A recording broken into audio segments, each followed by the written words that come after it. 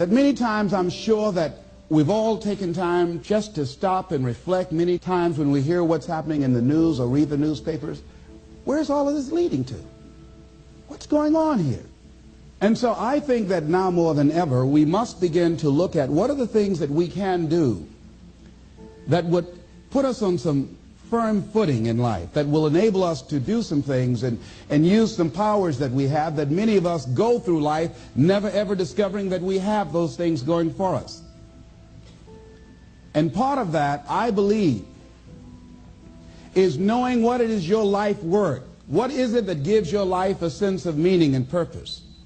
Because once you find that, it puts you in your power place. See, if you know what your life work is, I encourage you to start working on it. If you can't do it all at one time, do just a little bit of it. And if you don't know what it is that you showed up to do, if you don't know why you're here, I encourage you to find out what your purpose is here. What is the meaning of your life? What will be different? Have you ever asked yourself that question? I've done that. I remember coming from a friend of mine's funeral, and I was reflecting on how much time I had left.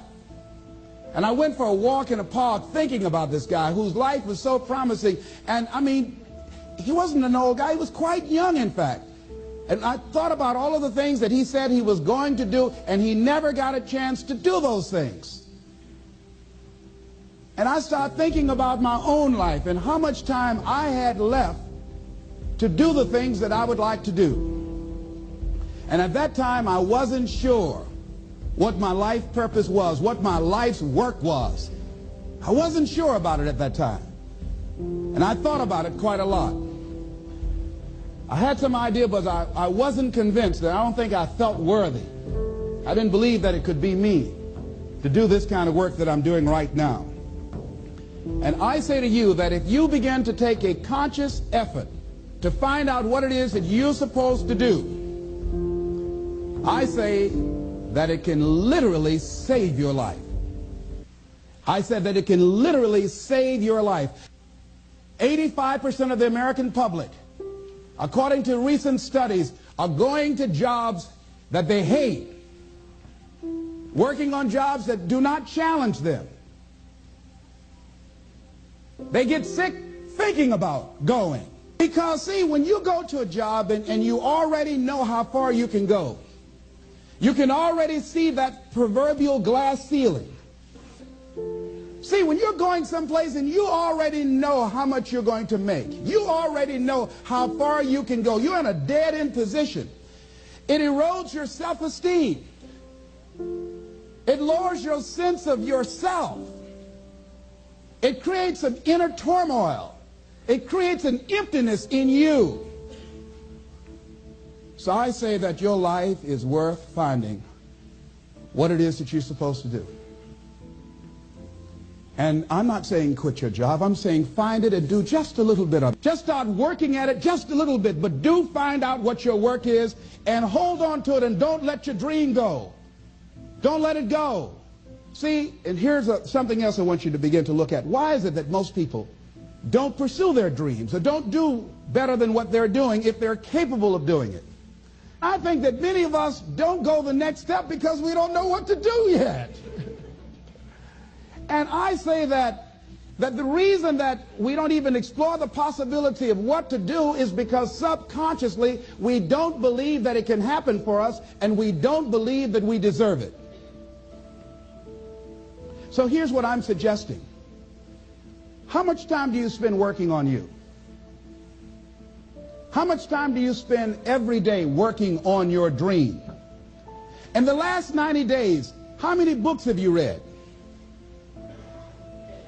In the last year, what new skill or knowledge have you acquired? What kind of investment have you made in you? So I'm saying that as you begin to look at where you want to go, if you want to make it today, and things are changing so fast you have to literally run to stand still, I'm saying that you've got to make some conscious effort to begin to work to develop you. Here's something else. Most people are not living their dreams because of fear, ladies and gentlemen. Fear, limited vision, and lack of self-esteem. is what keeps most people doing things they don't want to do.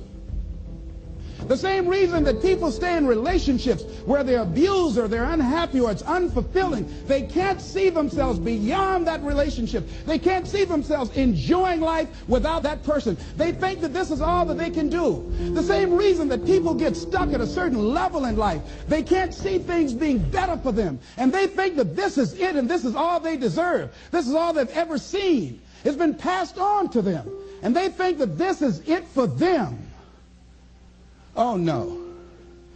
I was looking what Dr. Blanton, Smiley Blanton, who is a colleague of Dr. Norman Vincent Peale, what he said about fear. He said, fear is the most subtle and destructive of all human diseases. Ladies and gentlemen, fear kills dreams. Fear kills hope. Fear put people in the hospital. Fear can age you.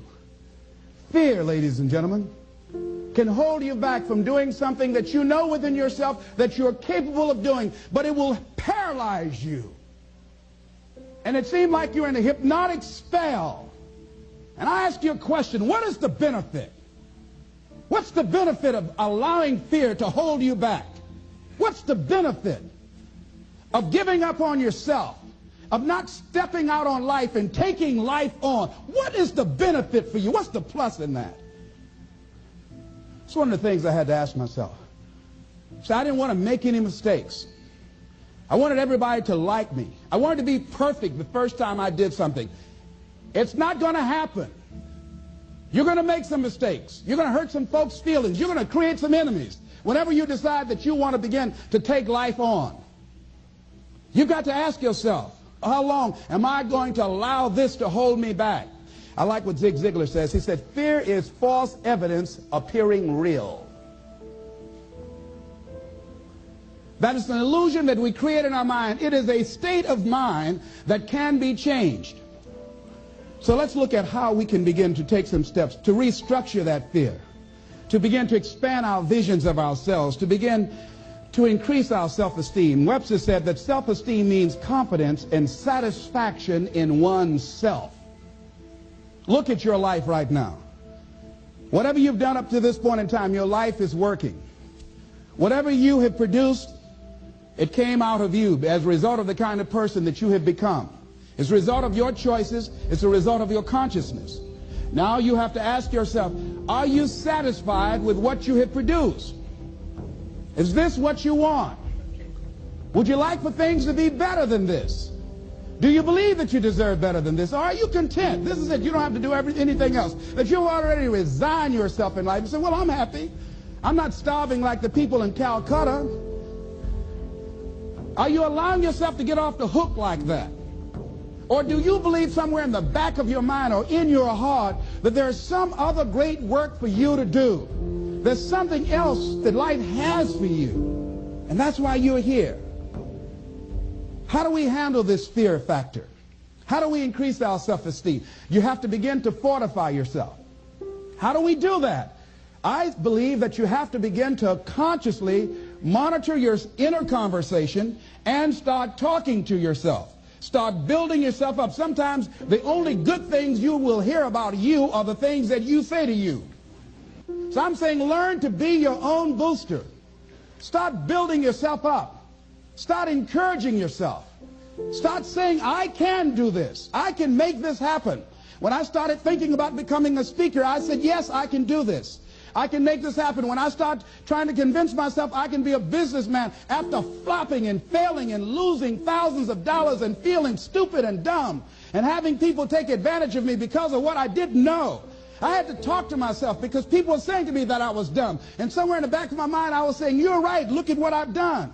I had to say, no, Les. Hey, come on, man. Get yourself together. You can handle this. You just haven't figured it out yet. It's all right. This is your training period. This is the tuition you have to pay for what you don't know. You can do this. Other people have done it. It doesn't take an Einstein. Get you some people that can teach you some stuff that you don't know. Get you some people that have done it successfully and learn from them. Take some seminars, workshops, read some books on how to manage a business. Change the way you see yourself and begin to tend to the personal details. Understand that nobody's going to take care of your business better than you. And when I start changing that kind of mindset of beating myself up because of my mistakes and start looking at the possibility of my doing better, of my making the adjustment that would enable me to do what I want to do successfully, things begin to change. And I say, stop beating up on yourself. You do it. I know you do it. I've done it. It's a natural inclination for us to put ourselves down. See, we are born negative, I think, in a negative consciousness because we live in a negative world. Here's some other things, ladies and gentlemen. Begin to guard your mind against negative programming, like turn off the television. Don't watch the news. So you've got to guard the kinds of things that you put in your mind. See, if you don't program your mind will be programmed, because human beings are goal-oriented.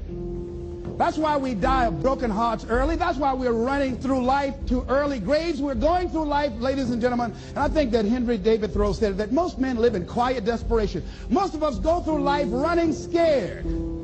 So we created this in our minds, false evidence appearing real. We made it real in our minds. That's why Churchill said there's nothing to fear but fear itself. That's the destructive monster. So turn off things that can contribute to your fear. Turn a deaf ear to people that all they can do is talk about how negative things are because they have bought into the consciousness of the world. Start attending workshops, seminars, listening to tapes on a daily basis to begin to recondition your mind, to retrain your thinking. Faith comes by what? Hearing and hearing and hearing. Listen to things that can empower you, that can enable you to create a new reality for yourself, in a new life for yourself. You might appear to be strange around most people. You know, most people think you're strange if you're happy today. See, these people have not found their purpose in life. That's why they're grumpy. That's why they're miserable. That's why they're so negative. They're hurting and they want to hurt other people. So start practicing using programs for your mind. Seminars, books, workshops. Keep a journal. Record your thoughts. What's happening with you? Every day when you get up, have a journal near you. See, ladies and gentlemen, we get 3 to 4 thoughts a year that if we would act on those thoughts, they could change our life. What idea are you sitting on? Write your ideas down. And then, once you get that idea, take the leap. Take the leap. See, it's out here in the universe. If you don't take the plunge, I guarantee you, somebody else will. Take the plunge. Go into action. And ladies and gentlemen, you will be surprised how things will come together. You'll be surprised. Now, you're going to have some difficult challenges. I can tell you that now. Be aware of that. Things are not going to work out exactly right. For a time they will, sometimes. And that's when life is just playing a game with you. I want you to feel good and relax. But ladies and gentlemen, go into action with your dream. And don't avoid where the fights are. Get in the midst of the fight. Get knocked down so you can learn how to fight, so you can hold your position. See, most people don't get out in the arena of life because they don't want to fight. Most people don't get out there because they don't want to get knocked down. They don't want to be dropped to their knees. But see, you're going to be dropped whether you're on the field or whether or not you're sitting on the sidelines. You're going to be dropped. So at least get dropped for something. See, that's how most people are spectators in life. You don't want to be a spectator. You want to get out in the field where the action is. And you will be amazed. After the struggle, there will be a calm period and things will begin to click for you.